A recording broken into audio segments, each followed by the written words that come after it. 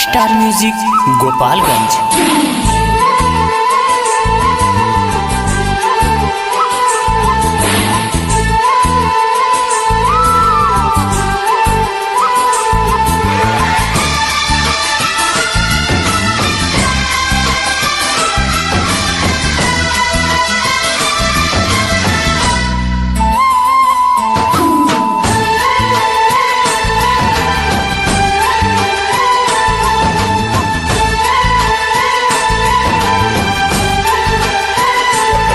हमें जाना पड़ेगा, हमें खाना पड़ेगा, है पावन दिन आज राखी बंधवाना पड़ेगा।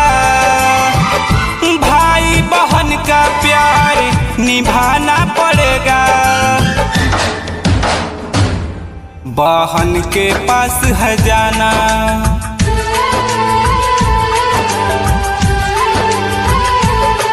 रिश्ता है हमें निभाना। बहन के पास है जाना, हमें जाना पड़ेगा, हमें खाना पड़ेगा, है पावन दिन आज राखी बंधवाना पड़ेगा। भाई बहन का प्यार निभाना पड़ेगा। बहन के पास है जाना,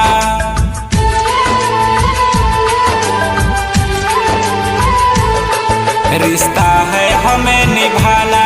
बहन के पास है जाना। Star music Gopalganj.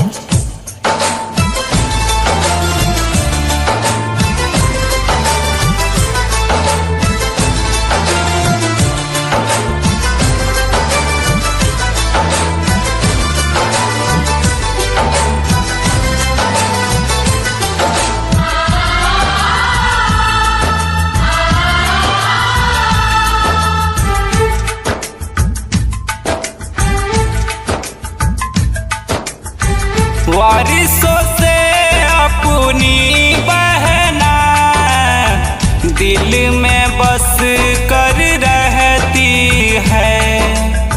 बहन को प्यारी के बंधन को राखी बांध कर रखती है।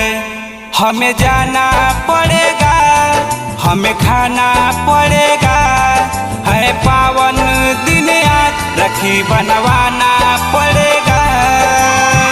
खोजेगी उसकी निगाहें जाना पड़ेगा।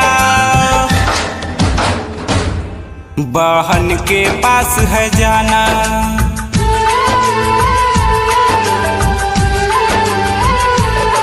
रिश्ता है हमें निभाना। बहन के पास है जाना।